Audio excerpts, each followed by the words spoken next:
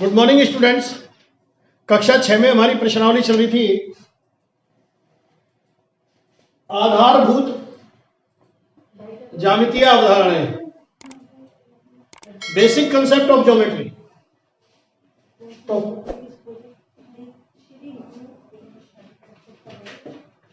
इसमें मैंने आपको बहुत सारी ज्यामितीय रचनाओं के बारे में बताया था।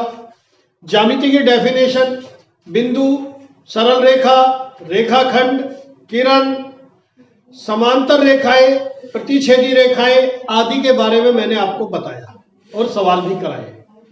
अब है वक्र रेखाएं। वक्र रेखा किसे कहते हैं? आप बोर्ड पर पेन रखें, कॉपी में पेन रखें और बिना नींब उठाए कैसे भी टेढ़ी मेढ़ी लाइन खींच दे, ये रेखा वक्र रेखा कहलाती है। वक्र रेखाओं से आकृतियां भी बनती है और दो प्रकार की आकृति बनती है। पहली है खुली आकृति और दूसरी है बंद आकृति। वक्र रेखाओं द्वारा दो प्रकार से आकृति बनती है, खुली आकृति और बंद आकृति। तो इसकी डेफिनेशन हो गई, किसी तल में बिना पेन उठाए, बिना पेन उठाए खींची गई टेढ़ी मेढ़ी रेखा, खींची गई टेढ़ी मेढ़ी रेखा वक्र रेखा कहलाती है।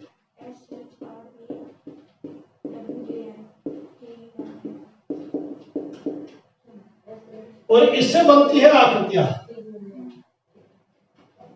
इससे दो प्रकार की आकृति बनती है।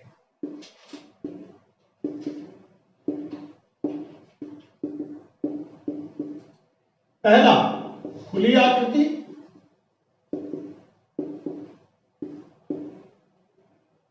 जैसे ये बन गई, या ये बन गई। और एक हो गई बंद आकृति,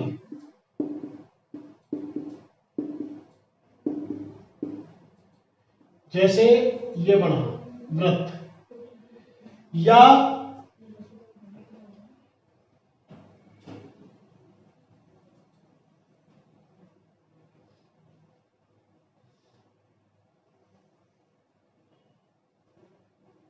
ये बन गई, या ये बन गई है। ये बंद आकृति है। तो रेखाओं के बारे में क्या पढ़ा आपने? रेखाएं दो प्रकार की होती है, सरल रेखाएं यानी कि सीधी और वक्र रेखाएं। सीधी रेखाओं और वक्र रेखाओं के संयुक्त रूप से मिलकर के भी आकृतियां बनती हैं, जैसे ये है और ये बन गई। जैसे ये है, ये बन गई। ये सरल रेखा है, ये सरल रेखा, ये सरल रेखा, ये वक्र रेखा, ये सरल रेखा, ये सरल रेखा, ये वक्र रेखा। तो इस प्रकार से वक्र रेखाओं और सरल रेखाओं द्वारा भी आकृतियां बनती है।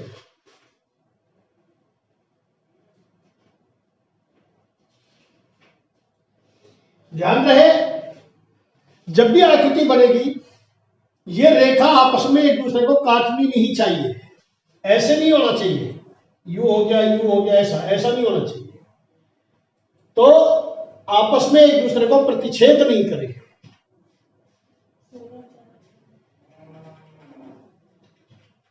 अब है बहुभुज।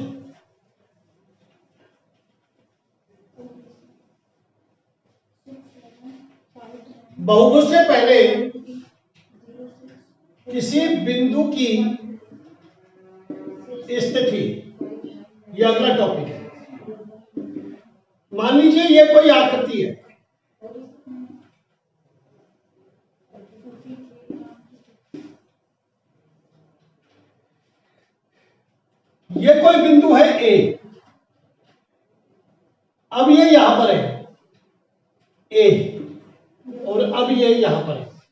स्थितियों में बताओ क्या अंतर है। ये बिंदु आकृति के अंतः भाग में है, अंदर, अर्थात अभ्यंतर में स्थित है। अभ्यंतर बोलते हैं इसको, जो बिंदु अंदर होता है। यह बिंदु आकृति पर है, यानी कि परिधि पर, और यह बिंदु आकृति के बाहर है, यानी कि बहिर्भाग में।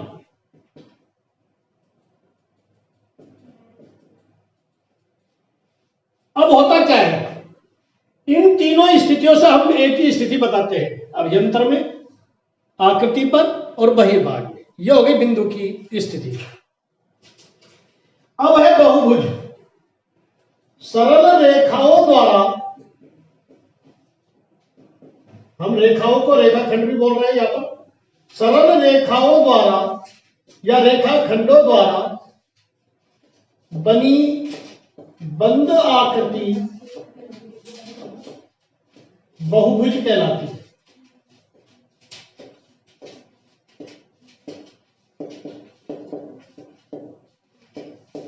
अब देखिए कैसे। जैसे मान लीजिए मैं 3 रेखा खंड लेता हूं या 3 रेखा लेता हूं, सरल रेखा, अगर उनसे बंद आकृति बनाऊंगा तो ये बनी, ये हो गया त्रिभुज। त्रि मतलब 3, भुज मतलब भुजा। इन आकृतियों के शीर्ष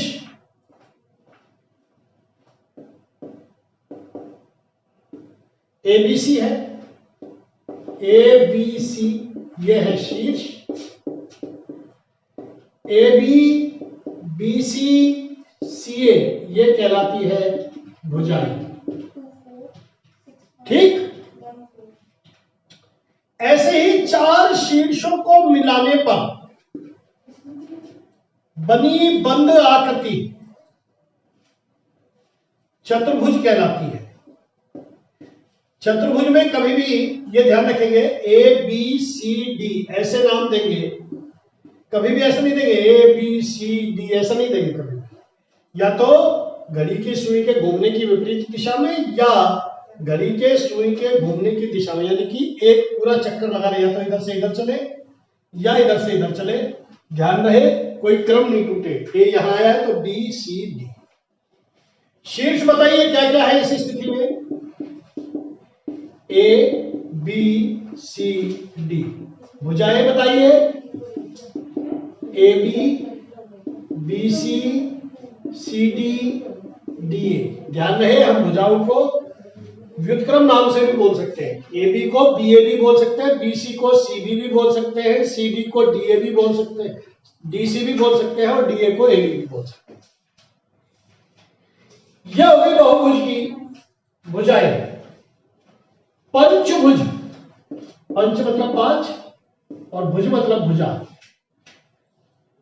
ये पंचभुज है। बंद होनी चाहिए आकृति, ABCDE। शीर्ष हो गए ABCDE और भुजा हो गई ABBCCDDE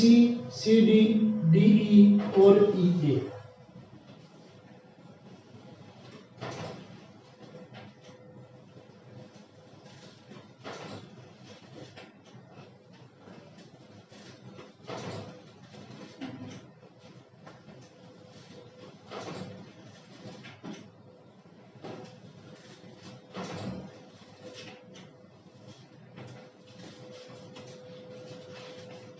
अब है मोस्ट इंपॉर्टेंट टॉपिक,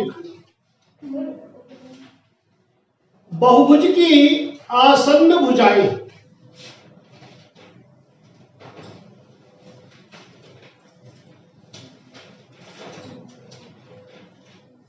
बहुभुज की आसन्न भुजाएं, जो पास वाली भुजाएं होती है वो आसन्न कहलाती है।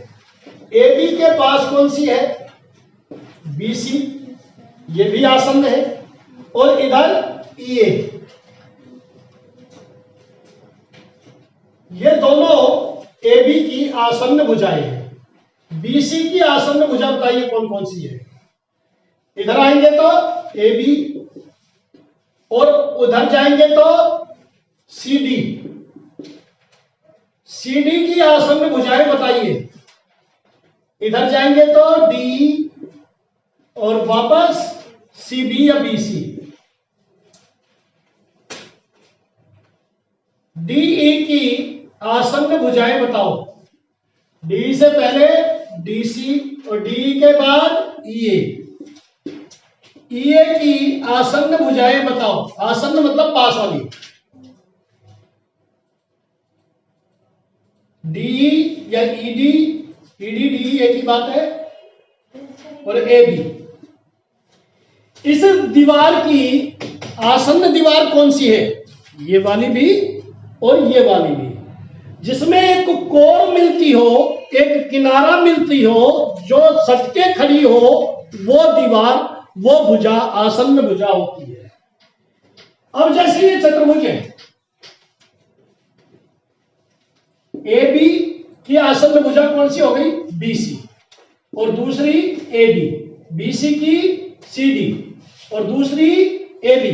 CD की DA और दूसरी CB। ऐसे ही त्रिभुज में AB की आसन्न भुजा कौन सी है? BC भी है और AC भी।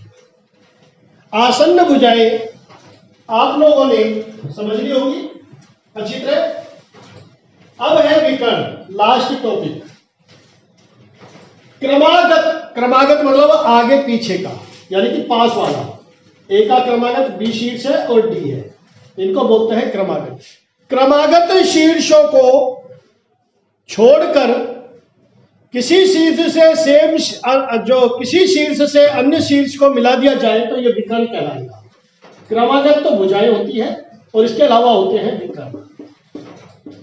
अब देखिए पंचभुज में एक ही क्रमागत है B और E।